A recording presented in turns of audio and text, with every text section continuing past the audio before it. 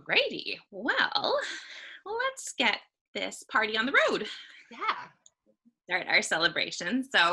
I know we can't see you all, but welcome to everyone who is joining us here today virtually. We're really excited that everyone is here on a Thursday morning to celebrate Margaret's birthday.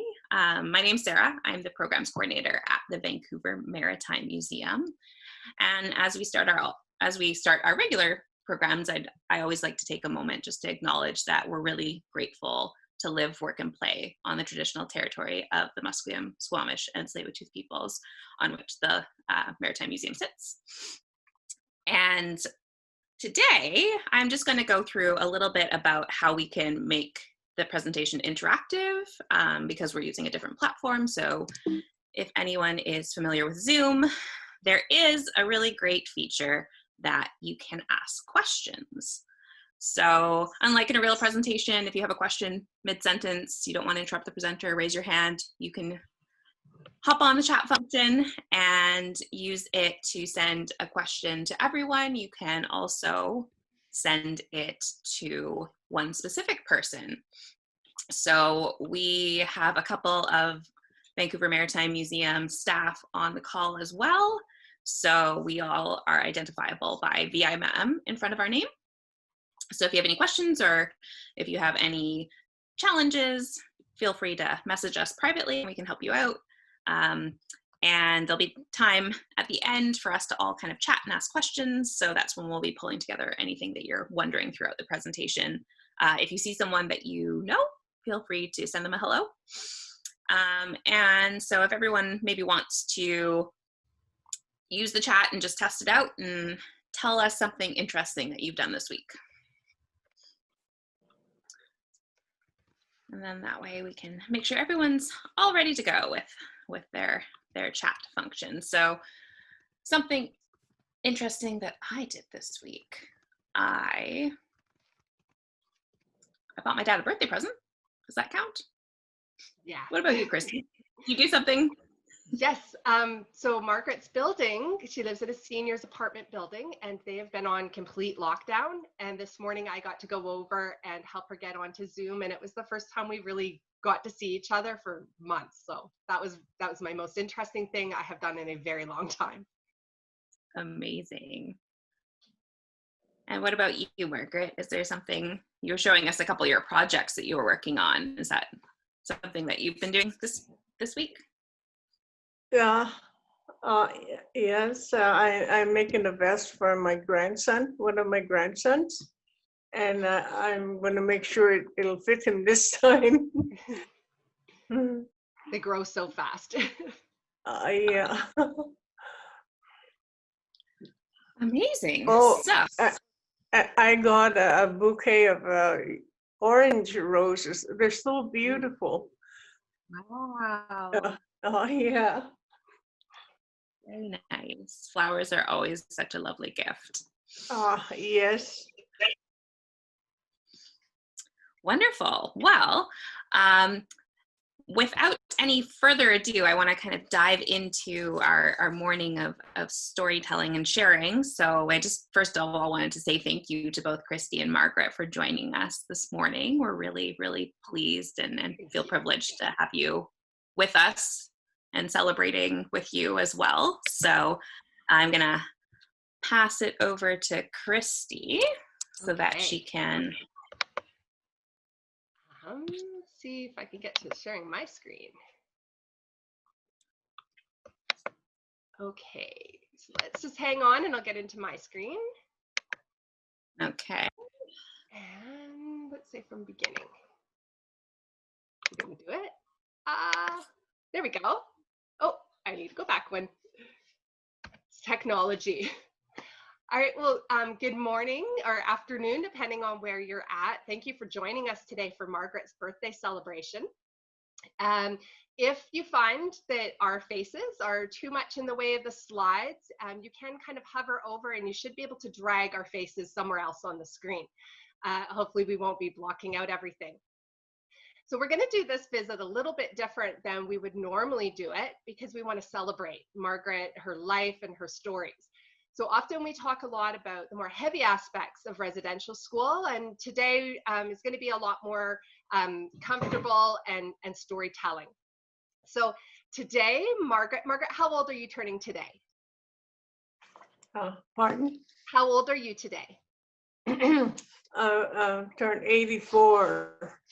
So I think that's just a massive accomplishment, even to be 84 years old, all the things that Margaret has lived through. And she looks fabulous for 84. Now, Margaret actually has 2 birthdays. So I'm going to explain how this happened. So Margaret has the birthday of June 7th and the birthday of June 11th. When Margaret was born, for her people, dates on a calendar weren't as important as the change of the seasons and different things that happened with that, as the moon cycles and things like that. So Margaret was born where there was no government offices to register her birth. It was quite a while before her father got to go and register her birth. And he forgot that she was born on June 7th and wrote down June 11th. So we're really lucky that we always get to celebrate twice for Margaret. There's another birthday happening today, and that's for Fatty Legs. So Fatty Legs, for those of you who don't know, is Margaret's story of when she went to residential school and how she navigated that with a lot of courage and inner strength. So Fatty Legs was first published in June of 2010. So it's turned 10, and we've you'll see on your screen, there's a new 10th anniversary edition. It has better best practices. So that means the language is in it better, and there's a lot of extra goodies in it. Now I'm going to try and show you where we're coming from today. Actually, I'm going to back up. I'll show you where we're coming from in a second. I'm going to tell you the story about how we ended up working on our first book together. So Fatty Legs sounds like a really silly title, and people always ask us, how did we end up doing this book? This is how it happened. Margaret is Inuvialuk from the high Arctic. So when she's also the grandmother of my children. So when my children were born, that also made them Inuvialuk. Now, we don't live in territory. We live in the territory of the Daneza, quite a bit south of where Margaret's from. So the only way I could help my children understand what it meant to be Inuvialuk was to go to their grandmother for stories. So maybe some of you have parents or grandparents who come from another country, and the way that you understand what it means maybe to be from China or from Russia is to go to your parents or your grandparents and ask them stories. So Margaret told me stories about hunting wolves and polar bears and traveling by the schooner, the North Star, which we're going to talk a lot more about later. She had all these great stories. One day she told me a really different story. We were on a drive to town, and she said, they used to call me Fatty Legs. She went on to tell me when she was just 8 years old, so a long time ago, when she was 8 years old, she wanted nothing more in the world than to learn how to read. But there was no school where she was at. There was no chance for her to learn there. So she begged her father to let her go to a residential school, which it turned out to not be a nice school at all. Once she got there, she was stuck there for 2 years. So that is a long school day. And when she was there, one of the really mean nuns picked on her all the time, gave her these bright red stockings, which you can see in the middle picture. And all the children teased her and picked on her and called her Fatty Legs. So she went on to tell me about how she got rid of those stockings. And it was such a fabulous story. I just thought it was so creative and so courageous. So I said, Margaret, please let me write this in a story. And what did you say, Margaret? I said, no, I didn't want her to write about me. And why didn't you want me to write about you? I didn't want my grandchildren to know I was naughty at one time. So she thought it was really naughty, didn't want it written. She said later on, she only gave in to letting me write the story because she thought nobody would publish the book and nobody would ever read it, and I would just get it out of my system. But now we're 4 books later and 10 years later after it's been published. So I'll try and show you where we're at. You might want to try and look on this map and locate where you're at to understand. So I'm not sure how to draw on this one, but if you can kind of find Edmonton, from Edmonton, you would drive 7 hours to end up, if you see where the house is, that's Fort St. John. That's where we are coming to you from today. And that's the territory of the Daneza. From there, you would drive 3.5 days with no sleep to end up in Inuvik. from Inuvik, you'd get on a plane for 2.5 hours to end up where the mittens are. That's Banks Island. So if Margaret was living any further north, that would have been living with Santa Claus. Now, to go to school, she had to cross the ocean, come up the river, and then she went to school where the books are in Inuvialuk. It was a really long distance. And her story takes place at the same time as World War II. So it wasn't like you could just hop on a plane and get somewhere really fast. And it wasn't like she could pick up a phone and call her parents or send them an email or anything like that. Once she was stuck at the school, she was stuck. Now, this is what it looks like where Margaret's from. This is Banks Island when Margaret was a little girl. And that ocean in front would freeze for about 10 months of the year. Once it froze, because they traveled by a schooner, by a great big boat, they couldn't go anywhere. They couldn't travel on the frozen ocean. And it's really hard to see, but you'll see not the closest building to you, but the other ones, they look like little houses. They're actually frame tents. So Margaret's people, they were semi-nomadic. What that means is every once in a while, they pack up their whole community and move somewhere else, either to trade or for better hunting and fishing and trapping. And they would keep those tents really nice and warm by putting snow and ice around the outside of them. That would keep the wind from coming in, and it would keep the heat inside. And then they would have a stove inside. And Margaret says it was very comfortable to live in those homes. The largest child in the middle here is Margaret. She's about 10 years old. This was shortly after she went home from school. You can see she's dressed so nice and warm. Underneath that top layer of her parka was a heavy layer of caribou fur. And if you don't know what a caribou is, it's a wild version of a reindeer. So if that fur keeps that animal really nice and warm up north, it's going to keep you really nice and warm. By the time Margaret was born, she had thousands of years of ancestral knowledge. So the knowledge of the grandparents, way back, to know how to live really well where she lived. So each set of grandparents came up with better and better and better ways to live where they were at. But when she went to school, they got dressed like this. Now, I don't know where you're all coming in from, but I'm pretty sure most of us would not want to wear this to school in the middle of our winters, let alone a place where the ocean freezes. So they wanted to make them like Europeans or assimilate them so badly. They dressed them like they were in Europe, but they weren't in Paris or London that have very mild climates. They were where the ocean freezes. So I think we could all agree that this is a much better way to dress. And Margaret still wears parkas quite often. She has some beautiful ones. And in the summertime, she'll wear the parka cover instead of having nice warm clothes underneath it.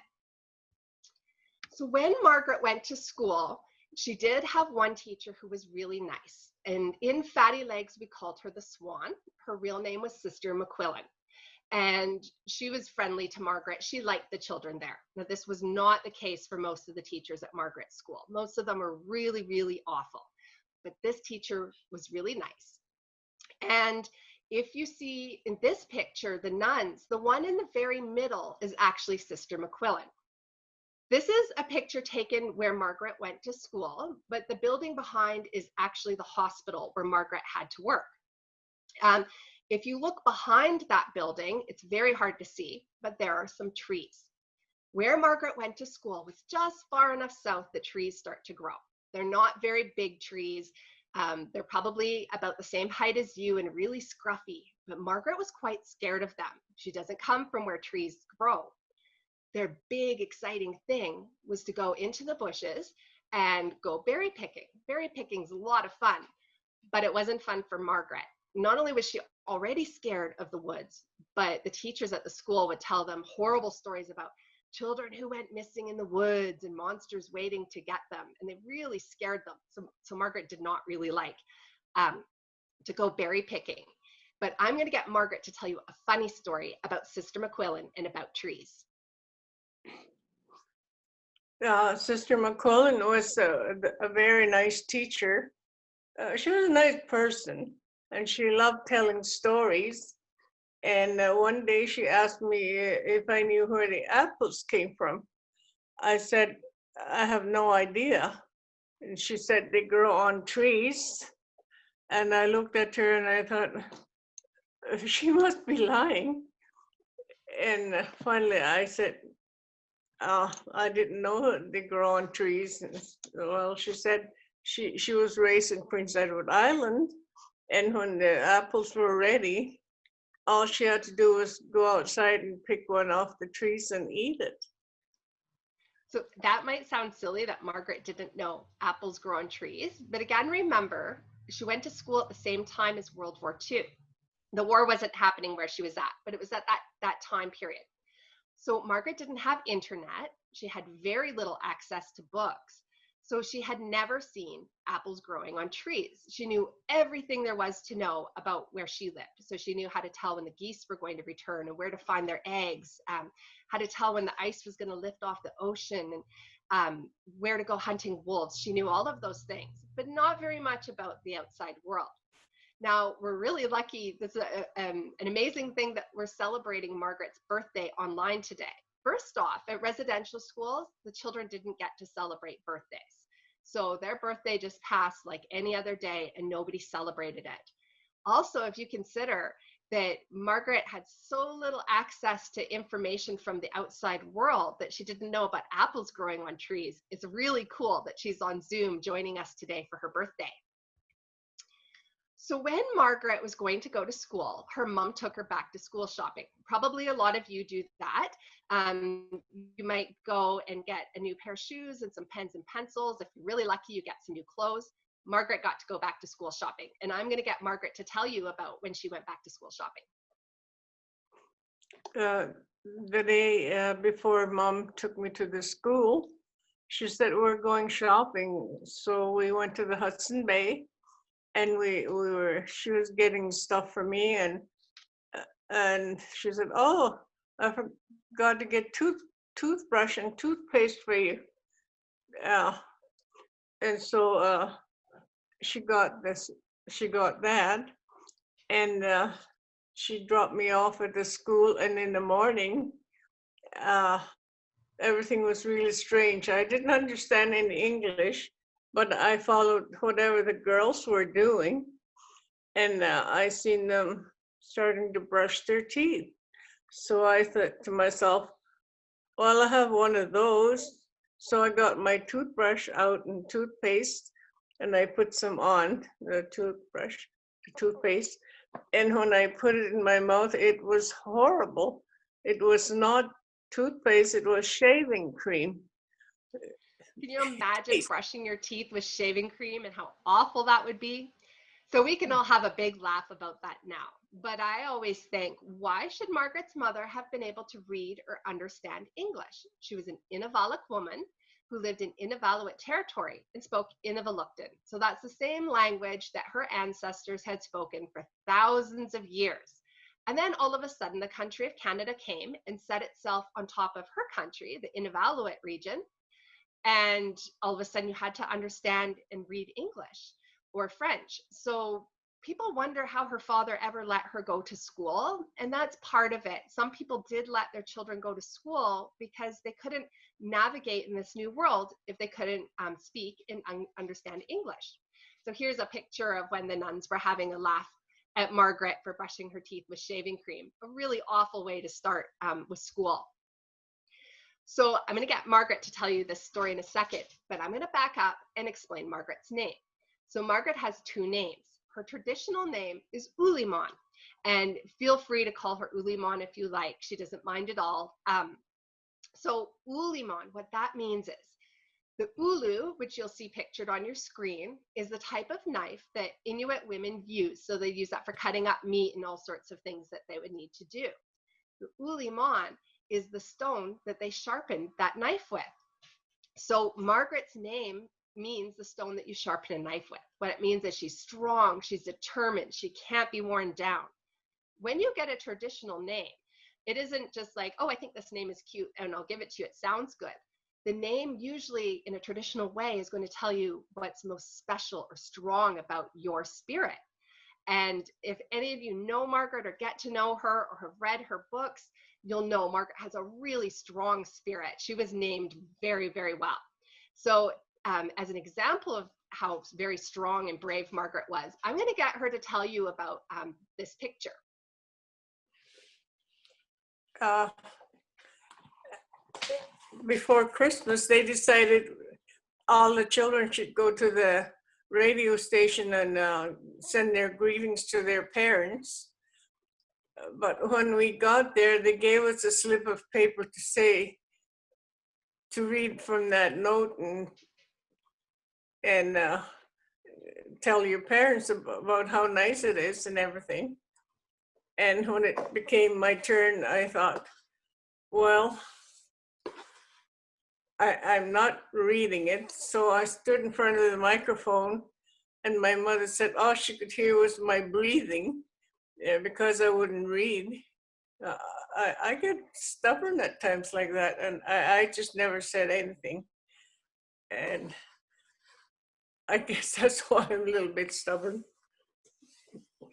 So Margaret wasn't able to pick up a phone and call her parents, but the way that she could get in touch with them is that she could go to the radio station. When they took them to the radio station, and you would go on the local radio and then you could send out a message that way. So she had this one chance to tell her parents what was going on, and they said, you're not going to say that. So she made the choice. She wasn't going to lie. She just wasn't going to say anything at all. So that's what she did to see. So we have lots of Margaret's photos, and I'm going to get her to tell you a little bit about some of them. There's a picture of my little brother, my father, my mother, and little sister.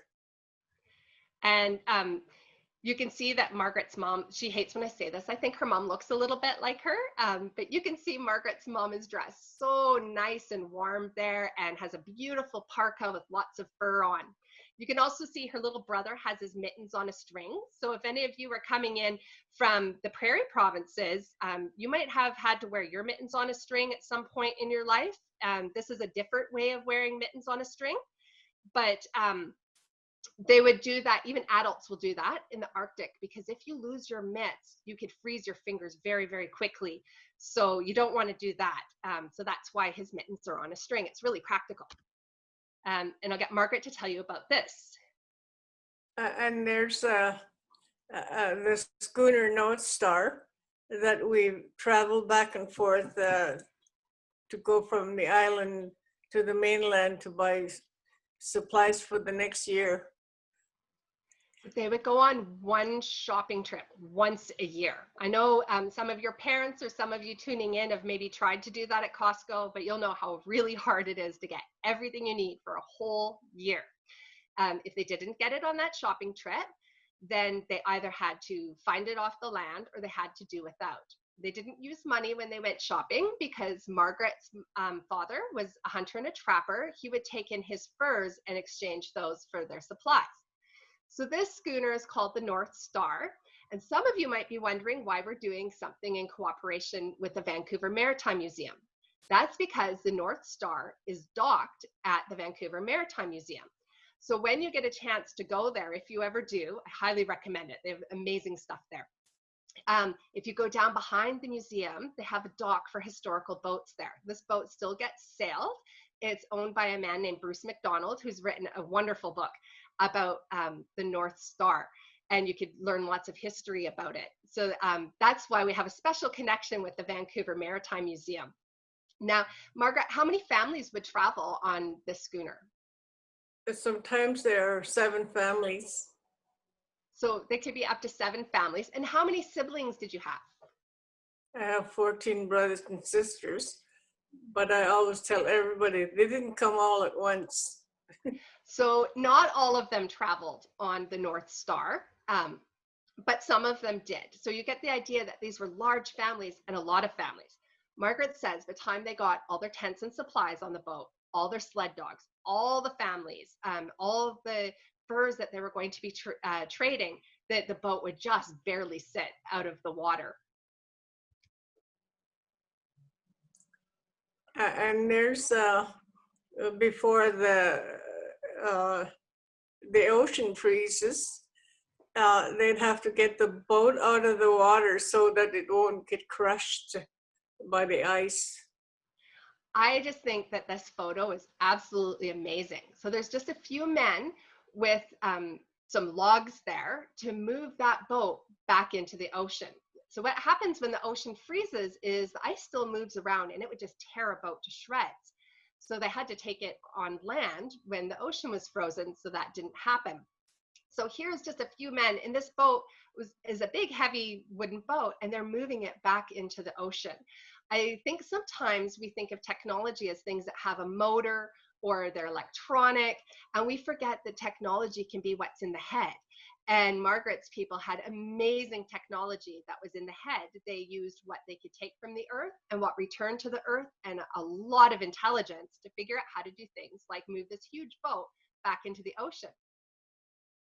And so here we have some of the schooners that traveled with Margaret. So there was more than one that all the families traveled on. So they had other families traveling on the other ones. And if you see, there's some little dots just to the side where the boats aren't. Those are the men in comparison to those boats. So you can see how really big those boats are. And there's, when the ice goes away from the Mackenzie River, we don't attend school for 2 weeks. We spend all that time unloading firewood from barges. So this is actually in the middle here. If you can see, that's Margaret, and she's about 10 years old. It's just before she went home from school. So the way that their school was heated was through wood, and the hospital was heated through wood. So they would send men to go gather all this wood and bring it in, and then the children would be told, for 2 weeks, you don't have school. We're just going to unload wood. Now, for some of you who don't like sitting in a classroom, or who are maybe feeling really cooped up right now with quarantine, that might sound wonderful. Get outside in the sunshine and unload the barges. But that wood went several rows back, and it wraps way around behind the hospital and the school. So they lived at the school. They were getting them up at about 6 o'clock in the morning, and then they were working till 10 or 11 o'clock at night. In the Arctic at this time, leading up to the solstice, so June 21st, the sun does not really go down. It just goes around in a circle in the sky. So they just made those children work until they couldn't actually lift their arms anymore.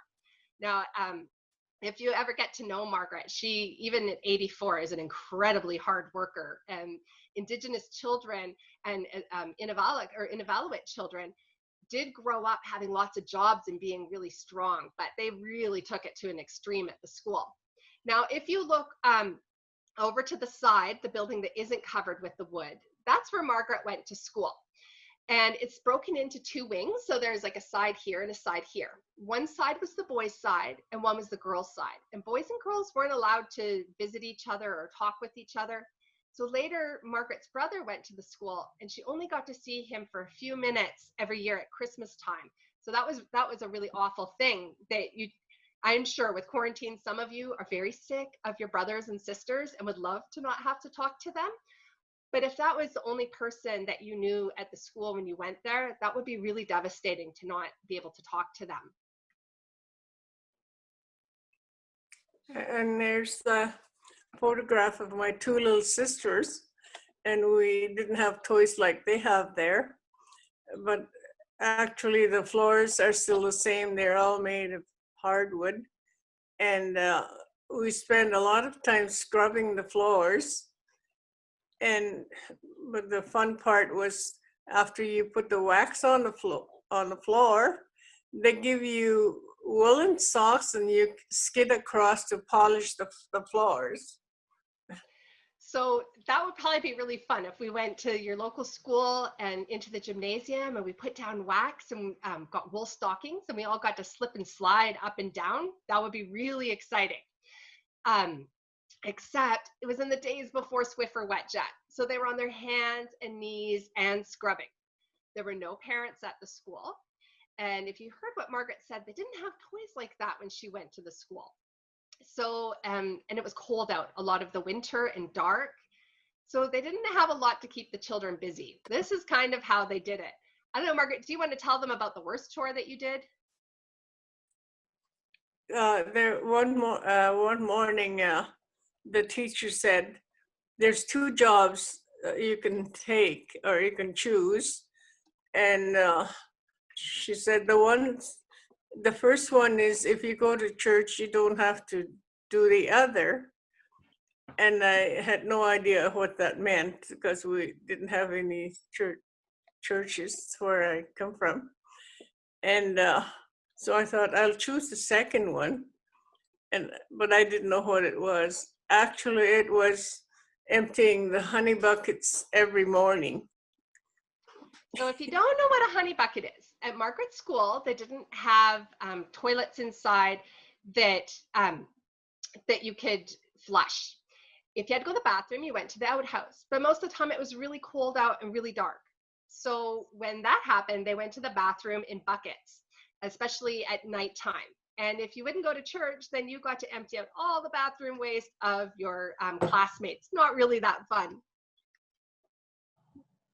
And there's the missionaries, that's their boat. As soon as the ice goes away from the ocean and the rivers, they go and pick up young children of the Mackenzie River and along the coast and take them to the residential school. So some of you, when school was in, or some of you might have had school returned, might take a school bus. So this was the school bus, but a school bus usually gets you in the morning and takes you back in the afternoon. This school bus got you at the beginning of, at the end of summer, and you didn't go home again until the beginning of summer. Really, really long school days. And they would really pack these boats quite full of the children and be very uncomfortable. Now, an interesting thing for Indigenous peoples all over the place is because they didn't have cars they were driving, and up north it wouldn't be practical to have horses to travel with, and there wasn't trains, there was no planes at the time. The highways were the rivers and the ocean. So Indigenous peoples all over, Margaret's people and the Cree, the Anishinaabe peoples, all the different people, their highways were rivers and oceans, and that's how they got around. So if you get a chance, it'd be really cool to look up how Indigenous peoples traveled and got from one place to the other. They were really skilled with that. So I'm gonna back up to this picture. Margaret finally got told that she could go home. So this is after being away for 2 years, and they finally said, Margaret, get on the boat. You're going home to see your family. It was a really long journey up the river because it takes a long time to sail from where she was at school to where her family was meeting her in Tuksiaktuk.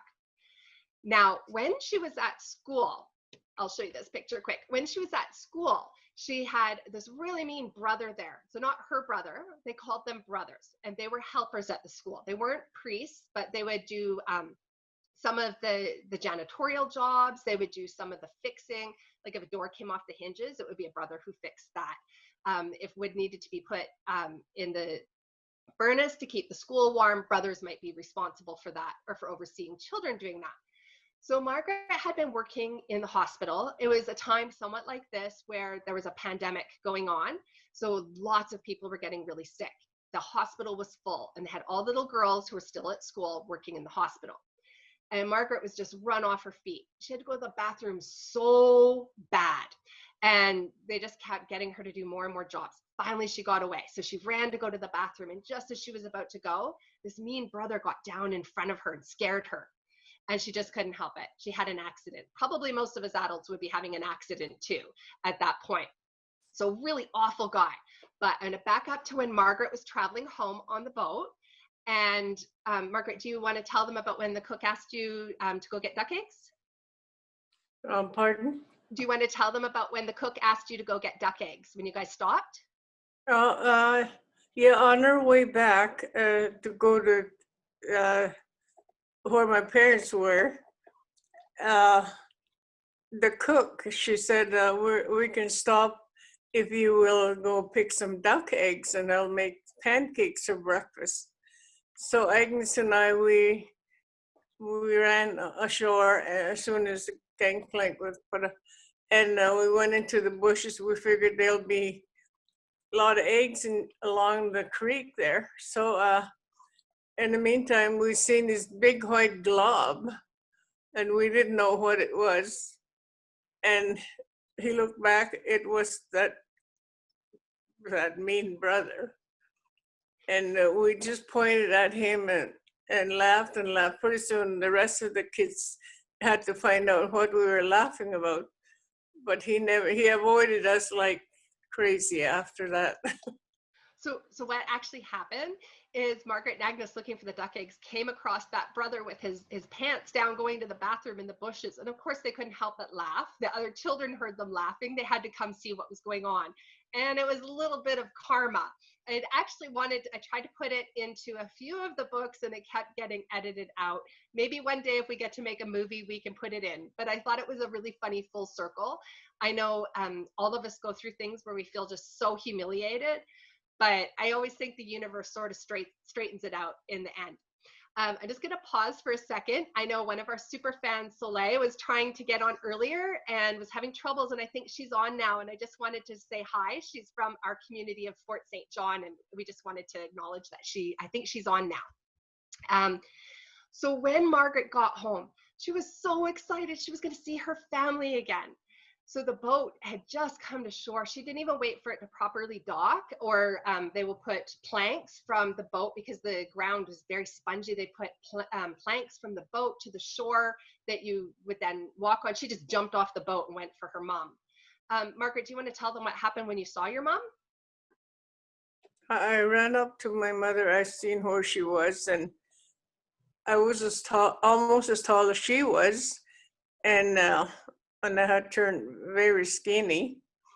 And she just looked at me up and down twice, and finally she said in English, "Not my girl."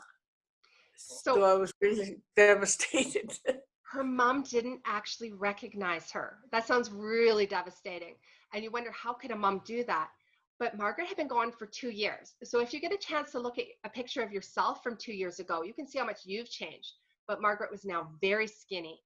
She was way taller than she had been when she left. She didn't have her chubby cheeks anymore, and all her hair was cut off. So her mom was thinking, this isn't my daughter. Where's my daughter? Where's this chubby little girl that I dropped off with the long braids?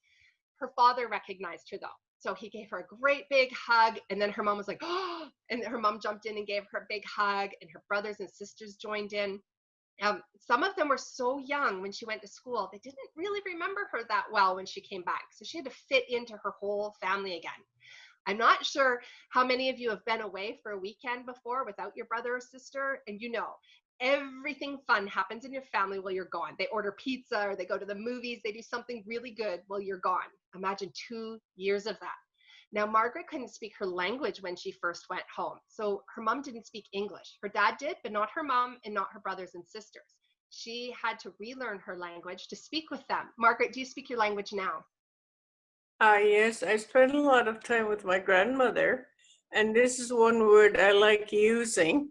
It's kano itbit. It means, how are you? So Margaret is a traditional language keeper. She does speak fluently. Sometimes when she's been away from her home territory for a while, it takes her a little bit to get back in the flow of speaking her traditional language, but she is a language keeper.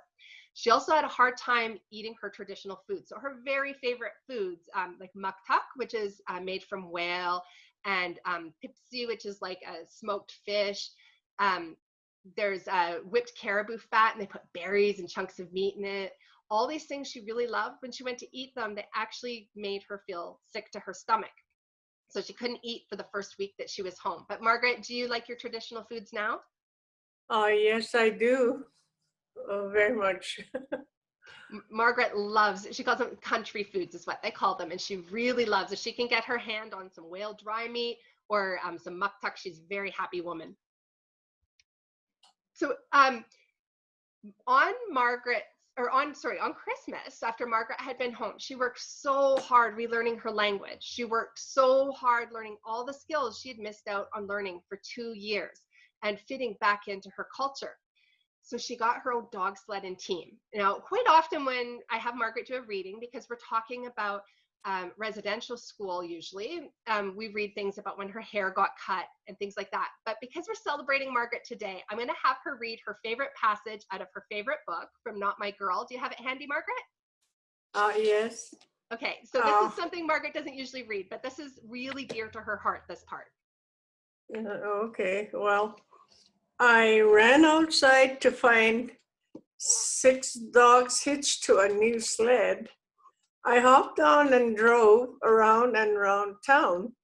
Beneath the dancing northern lights, I passed by Agnes and her mother. At that street, I could not see their expressions, but they both waved and cheered. As I neared home, I saw that my father had his own team of dogs hitched and my brother and sisters loaded on his sled. I slowed, allowing my mother to climb on the runners behind me, my eyelashes freezing with tears. As we all sped off like swift-winged flock, the sound of my mother's voice filled my ears. "My girl," she shouted proudly, and the birds rose up in my heart to soar high once again. So I think something we can get from Margaret's story is she went through such a hard time. And I know that some of you are going through a hard time, whether you're youth or you're an adult. We all go through hard things, but they do end. So Margaret went through all that hard time, but she had happy moments too. She's having a happy moment being here with you all today. She had a happy moment getting her dog sled and team. Her children have both what we would maybe call like an American or a Christian name, but all her grandchildren have traditional names as well. So I'm going to show you this picture here. So the one slide is Margaret when she was a very little girl. I love this picture. And then next to that is Margaret at 16. This beautiful photo shows her finding her balance. And some of you might be struggling with this. Where do you keep your traditional culture and where do you keep a modern culture? So this is an outfit she made herself. It would have taken, I don't even know how many hours of work, of beadwork and embroidery. It's a little bit modern, it's a little bit traditional. And Margaret's been spending her whole life learning a beautiful way of walking between those two. So we talked about A Stranger at Home. It covers when Margaret went home again and had to relearn all those skills. So after Fatty Legs, and she didn't want Fatty Legs written, she decided, okay, we could write A Stranger at Home. Then we went and did When I Was 8. So that takes place at the same time as Fatty Legs, but it has some different stories in it. And it's more pictures, less words. And then Margaret just read to you from Not My Girl. It takes place at the same time as A Stranger at Home. But again, it's got some different stories in it and more pictures, less words. And we're at our 10th anniversary of Fatty Legs. So here we have Margaret-Olemaun. Happy birthday, Olemaun. This journey, I've learned so much from Margaret's journey. She took the thing she was most ashamed of and felt the worst about, and she turned it into her superpower. And because she did that, and I hope you all learn to do this, turning it into her superpower and becoming her own hero. We've been to Alaska, we've been to Seattle, we've been to Havana. That was really cool. We've been all across Canada from coast to coast to coast. There's a musical about Margaret, a music video. There's so many wonderful things that Margaret's been able to do. So we're going to take questions right away. But first, now I know most of you can't unmute your mics because of the format we have. But I think that when we put intentions out, it sends out good energy. So I'm going to ask you to join in and we'll sing Happy Birthday, Olemaun, because she didn't get to have birthdays in school, but she sure can have one now. Happy birthday to you. Happy birthday to you. Happy birthday, dear Olemaun. Happy birthday to you. Okay, now I'm going to take it out of screen share if I can. And we'll open up for questions or anything that you want to say. And I'm going to open up the chat here. Okay, so we had Lorraine earlier who said, happy birthday, Margaret, miss you both. And we miss you too. And she said, so exciting that you got to finally see each other in person. Yes, that was very exciting. 10 years amazing. Can't wait to get my new copy. Awesome. Let's see. And Lorraine says, she commands a room with her beautiful presence. That is so true of Margaret-Olemaun. Some students on the Gulf Islands also take a boat to school, Margaret. So they're like you. They also get to take a boat to school. Let's see.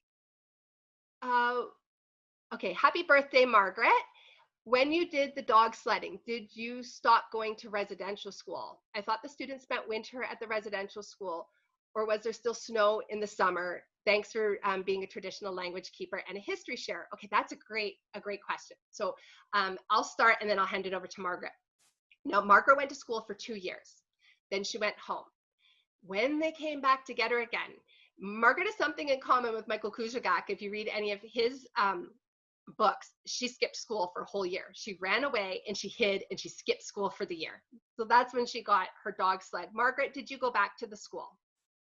Yes, I did. When I got to my parents, I thought I'll never, ever, ever go back to school. But the winter that I spent at home, Dad convinced me that he said, you have 3 little sisters and they don't know what it's like. So he said it would be nice if you can go back to school and watch over them. And I knew how hard it was when you go to school and you don't know anybody and you're taken away from your home. So I agreed to go, and I did go back to school after that. Yeah, so Margaret did go back to school. How many years did you do in total at the school? I went to school a total of 5 years. So yeah, she went a total of 5 years. I think it just shows how strong and courageous she is too, that she knew how bad that school was. And she knew that her sisters were going to have to learn to read, and eventually her brother. And so she chose to go back and look after them and make sure that they were going to be okay at the school. One of her sisters would get really scared at night and feel really lonely. And so at the school, they weren't really allowed to hold hands or hug or anything. But then Margaret's sister would sneak out of bed and come and crawl into bed with her. They'd have to wait till after the dormitory check happened. So late at night, she'd crawl in bed, and then they had to hurry up and get back to their own beds in the morning before the next dormitory check happened, or they'd be in a lot of trouble. Okay, let's just back up. Okay, so Erin says, happy birthday, Margaret. And B says, happy birthday, Margaret. And Lorraine's asking, were the same nuns there when you went back? Yes, she was there. But the thing was, I was almost as tall as she was. And she didn't treat me like she did when I was in school for the last 2 years. She kind of avoided me, but that was okay because I didn't have time. I was busy learning how to read and write and find out about the world. The sad thing, though, is Sister McQuillan was quite old when Margaret first went to the school, so she retired. So she left the North to retire. Now, a lot of the same nuns were there when Margaret went back, but they actually had a high turnover. A lot of them would go to teach, and either because they had a conscience and they didn't like what was going on at the school, or more often they just didn't like being in the Arctic. It was really cold and not nice. They would leave. So at one point, when Margaret was working in the area, they ran out of teachers, and they actually asked Margaret to go back and teach at the school. And she had a chance to help a girl who was very much like her, didn't like the school and was a bit headstrong, and Margaret had a chance to help her at the school. Maybe we'll write about that one of these days.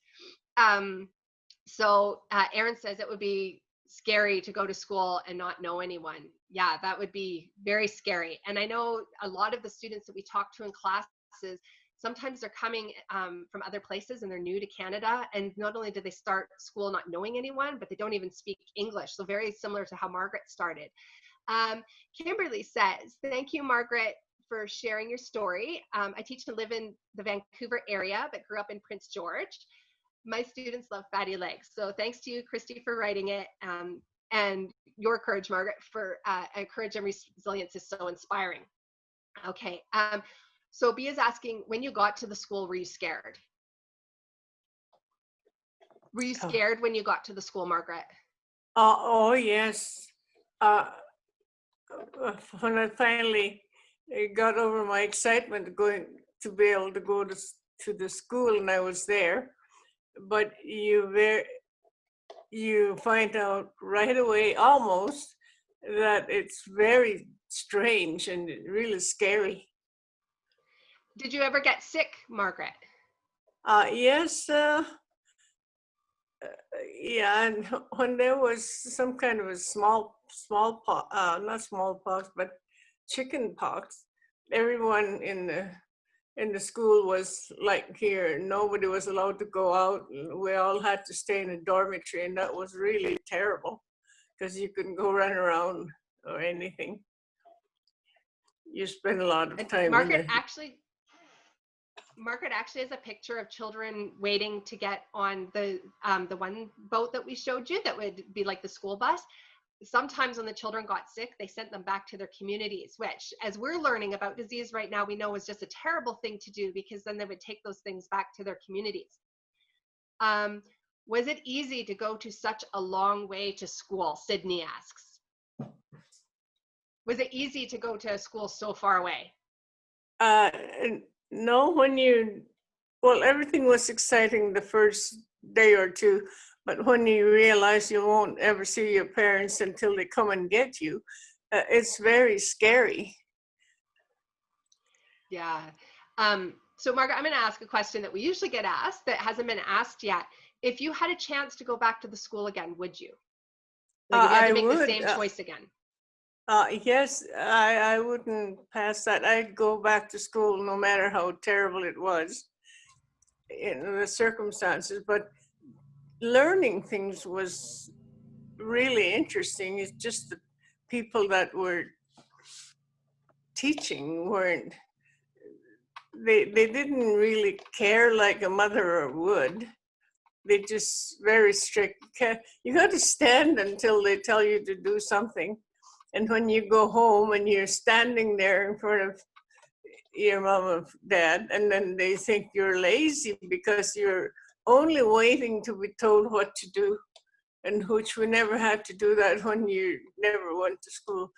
And you know exactly what to do all the time. So it might seem, oh, go ahead. And because you get punished, you just learn how to just stand there and wait for orders. So it might seem strange that Margaret says she would go back to the school again, but when you consider that some places in the world, there are girls literally risking their lives to learn how to read. I have a friend and his children were in school in Afghanistan, and they were walking through a war zone to get to school. The building next to their school got bombed, and I said, how could you let your kids go to school? That's so scary. And he said, if they don't learn to read and get an education, they'll never get out of this situation. So there's some more questions. One of my favorite stories is about the devil man, so topical to right now. Yeah, I found it really interesting, the idea that when I heard that there was a Black man who had been stranded in Margaret's community, we're not sure exactly why he was there, but that feeling of not belonging anywhere, not seeing anybody who looked like you, it really matched a lot of the feelings Margaret was feeling when she went back and not fitting in. So yeah, I was very fascinated when Margaret started telling me about that. Thank you for being brave enough to share your story. It is so beautiful and exceptional, and I love and I love, and now that I have read books, you are one of my biggest heroes. Margaret, did you hear that? Yes, thank you. I'm so sorry. Somebody has decided to mow a lawn outside. Okay, I know I missed a question here, and I'm going to try and find, if you could meet the mean nun one more time, what would you say to her? Actually, I think I'd turn around and go the other way. I just, it's impossible to face her. Yeah, I wouldn't say anything. I'll just turn around and go away. So that's kind of Margaret's attitude to it, is that she likes to, and her attitude about life, she likes to focus on what she can do and how she can empower herself, and not focus so much or look behind on the bad things. So that's sort of where she's at. Margaret, people always want to know what happened to the school afterwards. Is it still there? Actually, I went back to see when I went back up north. I went to go see how much of it was left, and when I got to that spot, the school was completely gone, and all I could see was a little corner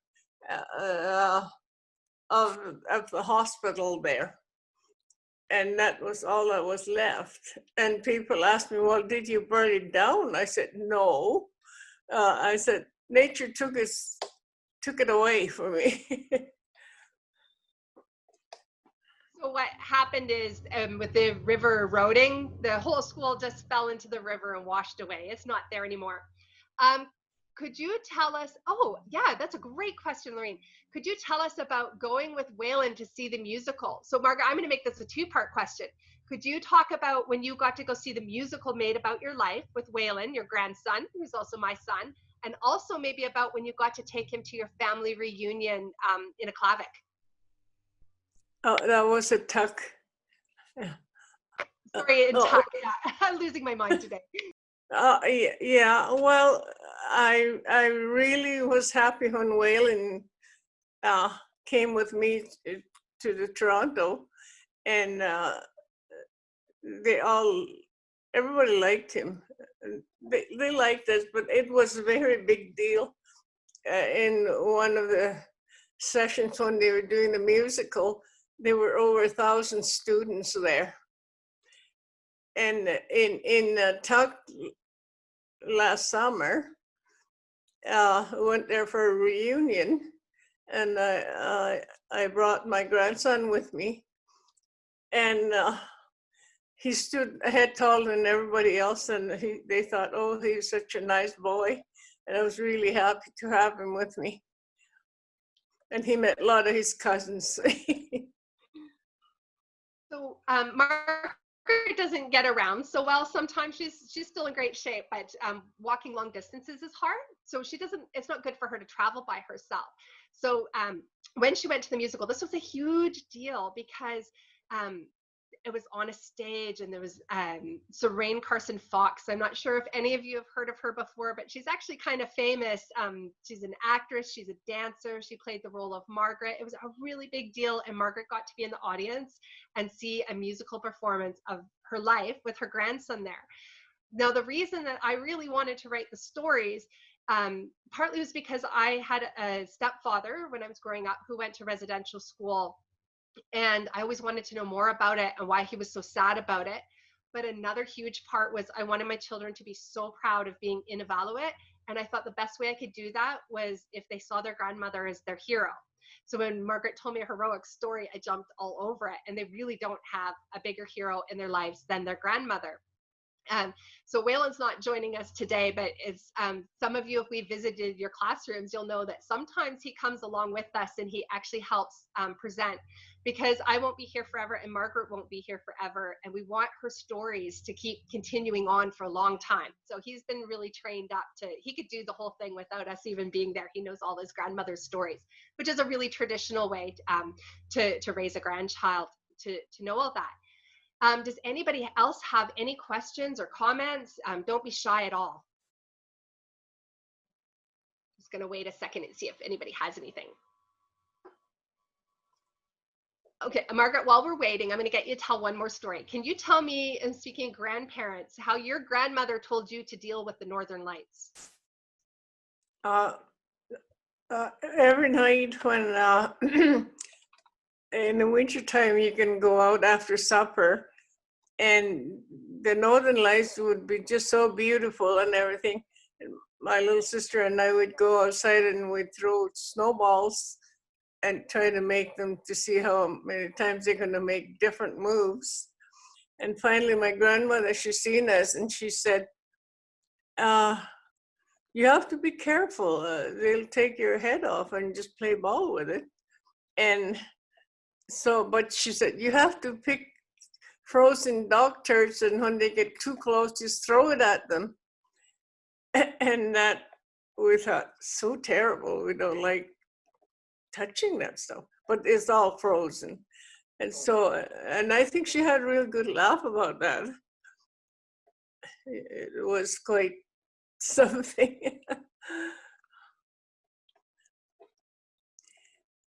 Can't hear you. Yeah, I just unmuted myself. I know somebody's mowing the lawn outside. It's horrible.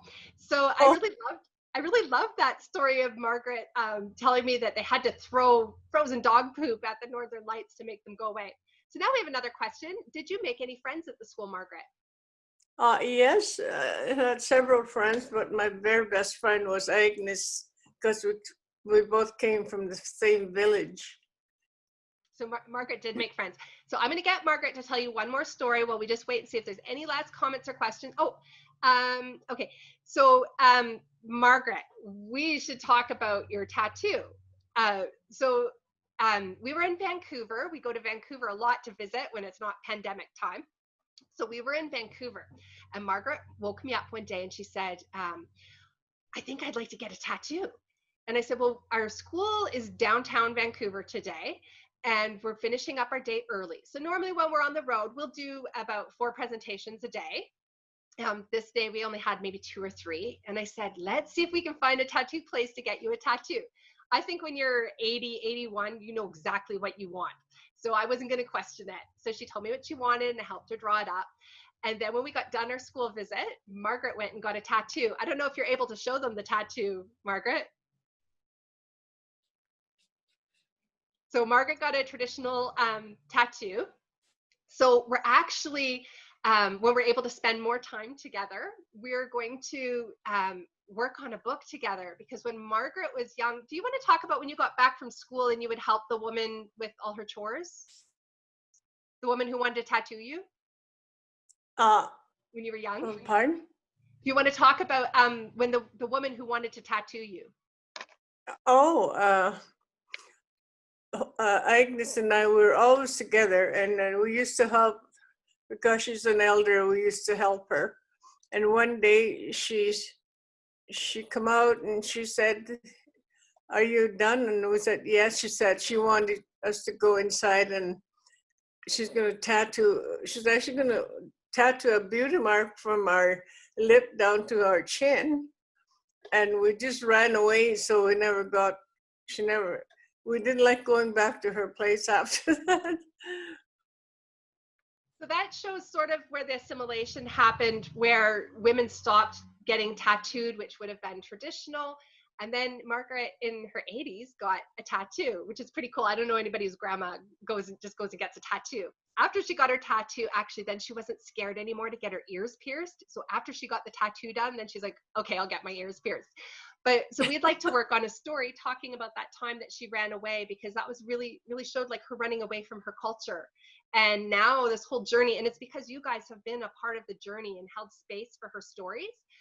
She has reclaimed her traditional name, Uliman. She got a tattoo. So I'm going to read a couple more comments here. So Elizabeth and Anders, thank you for your stories. They bring back memories, as I used to fly up north in the 1960s with Pacific.